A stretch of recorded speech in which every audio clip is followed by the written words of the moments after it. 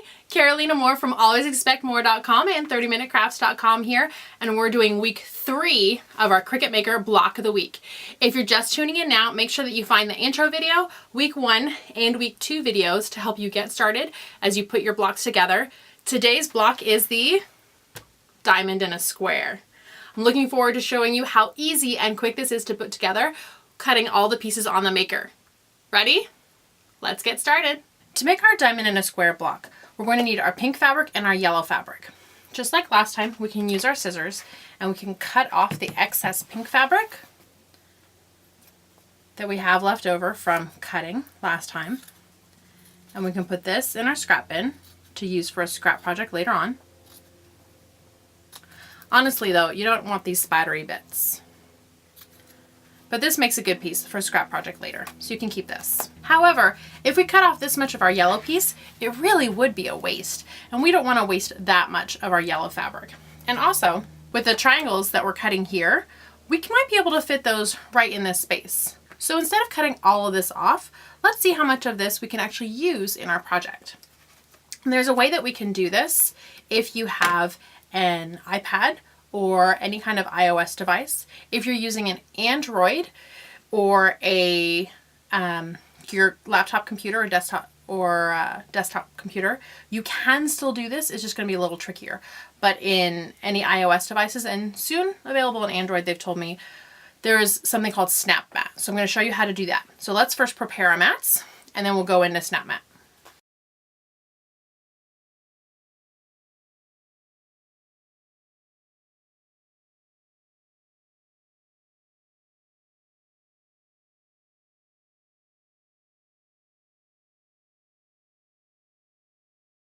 We can go ahead and trim off these little bits so they don't get in the way of the rollers, and just press everything in place. Now,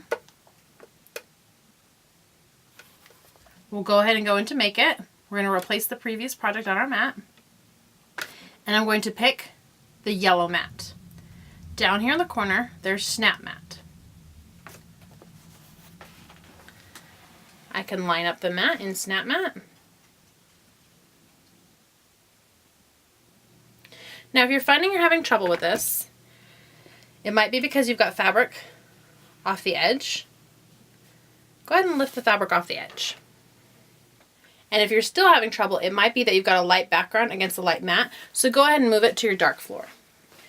Once you've captured it in Snap Mat, hit Use, and then you can click on these pieces and move them to the usable part of the fabric. Perfect. I'm going to go ahead and hit Continue, and I can take this over to the machine. We're picking our material. We're putting in our pen.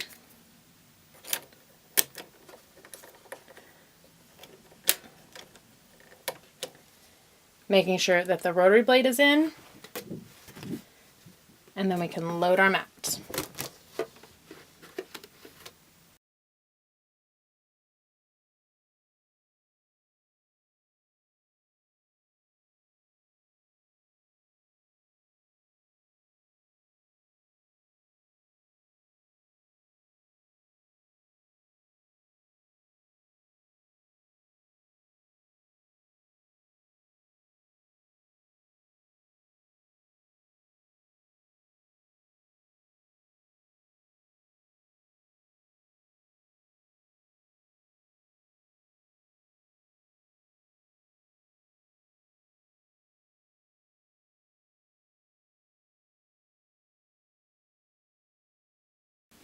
Our cut's complete. We'll go ahead and peel off the extra fabric and then peel off the blocks. You can see I've had a lot of use on these mats and they still work just fine. If you didn't have Snap Mat, so you didn't have an iOS device to use Snap Mat, the other way that you could fudge this would be to make sure that your fabric was lined up all the way on this right hand side, and then move the pieces on the mat, in the mat area where you can move your pieces over, and put them in this section. Make sure that they would then be to the right of the number 4 line, because you could see here, and that would give you enough space. So you can eyeball it and you'll get pretty close most of the time. If this would have cut just a hair over and wouldn't have given me this extra, I probably still would have been okay, especially since I'm marking where my 1/4 inch seam is. So that's how you could do it if you did not have snap mat. We've peeled off our fabrics from our mat and laid out the block. You'll notice that these yellow pieces are way bigger than this pink piece. Really, they stick out a lot. If you tried to line a corner up, you've got more than a 1/2 inch sticking out here. And you might be thinking, whoa, this cut completely wrong, but it didn't. And the way that you'll know it didn't is that if you line up the lines,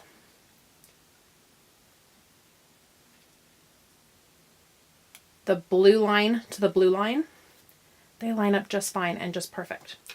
So you did not mess up. If your yellow pieces are way bigger than your pink piece, you did it just perfect.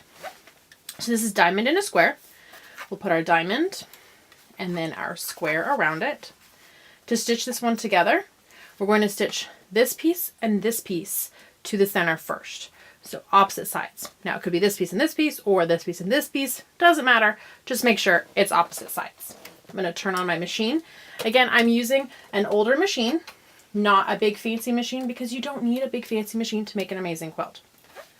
We will line up these pieces so that we can sew. Now I want to show you the trick to lining it up, and there's a couple different things. One is you can just make sure that it's centered and eyeball it. Another is you could make sure that these blue lines are lined up. Now, a last way is fold this piece in half and give it a little crease. We call this finger pressing. You're just pressing with your finger. We're not getting out the iron. And open it up, and that gives you a line right down the middle. Now we'll take our triangle and finger press the triangle.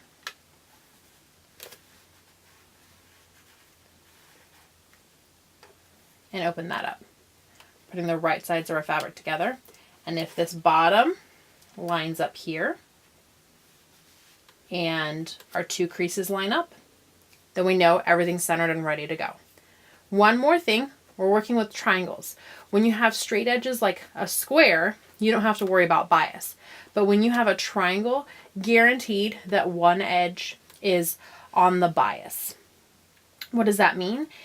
It means that it's going against all the grains. We've got grains of fabric going this way. So with our pink, it'd be going this way and going this way. With our triangle, we have it going this way and going this way, which means that every single thread, whether it's a warp thread or a weft thread, is getting cut at an angle. And what that actually does is it actually makes your fabric stretch a whole lot more. So you just need to be more careful with fabric when it's on the bias to make sure you're not stretching it and warping out your fabrics. We'll line everything back up. If you'd like, you could always put a pin here in the middle or a couple pins in to keep it secure. Y'all know at this point that I'm not a huge fan of pins unless I need them. So I'm just going to take this to my machine, put my threads to the back, and go ahead and sew.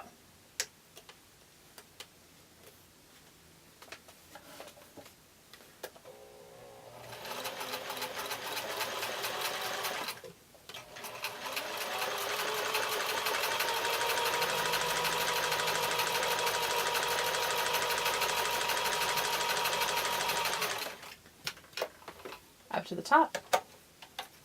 With block 2, I showed you how to chain piece. We can't chain piece here. We're doing one side, then we're doing the other side.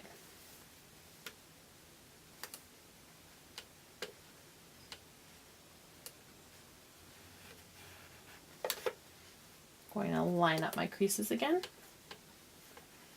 and line up my bottom and take it to the machine.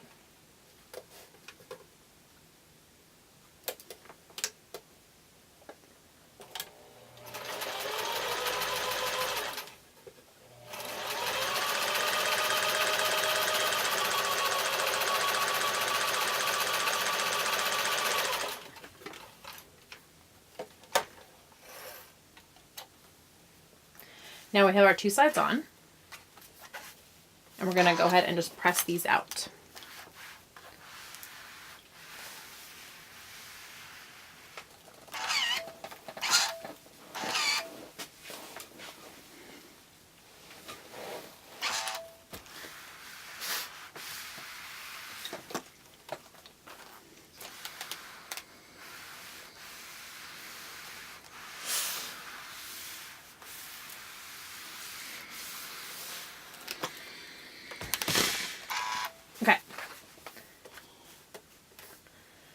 Now we can fold this in half to make our crease, finger press. Because this is still pretty hot, I only have to finger press very lightly to get a nice good crease in there.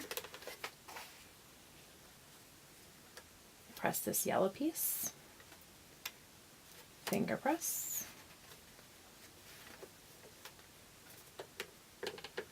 Right sides of fabric together.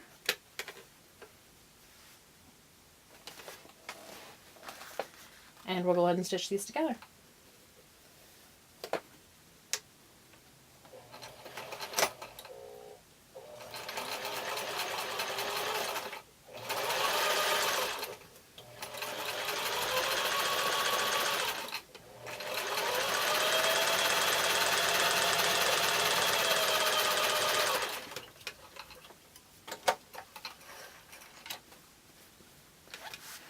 Add on the fourth side and all our sewing will be done.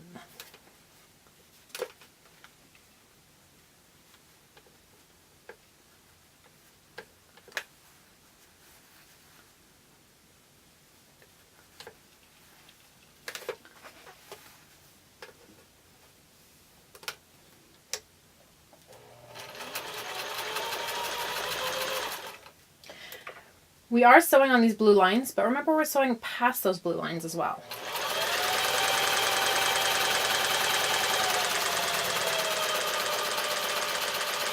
From the edge all the way across to the other edge. Before we press this time, we're going to need to clip off what are called our dog ears. You can see little woof woof doggy ears sticking up right here. We're going to clip those off because we don't need those, so just add extra bulk. So clipping those off before we press everything open. Clip. Clip. Clip. And clip. These can just go in the garbage. And we'll press our block and have it all done.